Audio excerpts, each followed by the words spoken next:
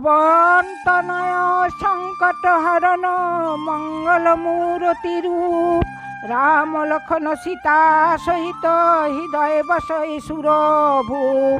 জয় জয় জয় বজরংবলী নম, সীতারাময়ে নম। নমস্কার আমার প্রিয় বন্ধুরা, ছবির প্রতিভা চ্যানেলে আপনাদের সুস্বাগত। বন্ধুরা, আপনারা কি জানেন পুরীর জগন্নাথ মন্দিরের সুরক্ষায় স্বয়ং বজরংবলী কেন নিযুক্ত আছেন? তবে শুনুন, পুরীর সমুদ্র সৈকতে এমন এক রহস্য লুকিয়ে আছে যা জানলে আপনারা অবাক হয়ে যাবেন। আজ আমরা জানব জগন্নাথ দেব আর হনুমানের সেই অদ্ভুত আর অলৌকিক বন্ধুত্বের কথা।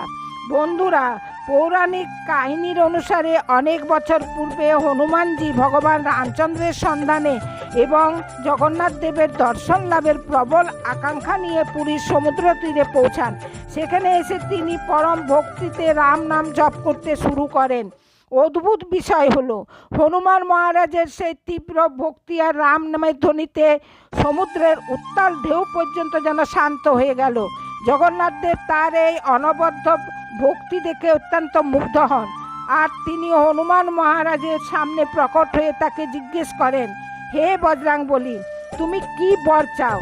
তখন হনুমান মহারাজ বললেন, হে প্রভু, আমি কোনো বৈভব বা ঐশ্বর্য চাই না, শুধু আপনার সেবায় এখানে চিরকাল থেকে যাওয়ার অনুমতি চাই।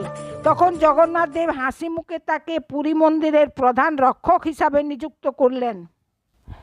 এর পেছনে রয়েছে এক বিস্ময়কর পৌরাণিক তত্ত্ব। প্রাচীনকালে পুরীর মন্দিরের উপর বারবার সমুদ্রের জলোচ্ছ্বাস আঘাত হানার চেষ্টা করত। অনেক সময় প্রাকৃতিক দুর্যোগে মন্দিরের বিশাল ক্ষতি হওয়ার উপক্রম হতো। তখন ভক্তদের বিশ্বাস অনুযায়ী জগন্নাথ দেব হনুমান মহারাজকে আদেশ দেন সমুদ্রকে নিয়ন্ত্রণ করার জন্য। বন্ধুরা, পুরীর মন্দিরের কাছেই আজও বেড়ি হনুমান মন্দির রয়েছে। বিশ্বাস করা হয় হনুমান মহারাজ সেখানে বসেই সমুদ্রকে পাহারা দেন।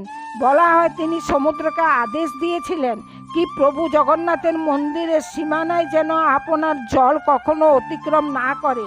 সেই থেকে আজ পর্যন্ত হনুমান মহারাজ পুরীর মন্দিরের প্রধান রক্ষক হিসাবে অবস্থান করছেন। হনুমান মহারাজ যেমন আজীবন শ্রীরাম ভক্তির নিদর্শন হয়ে আছেন, তেমনি জগন্নাথ দেবের কৃপায় তিনি আজও পুরীর মন্দিরের শান্ত প্রহরী হিসাবে আমাদের বিশ্বাসের মূলে রয়েছেন। জয় হনুমান।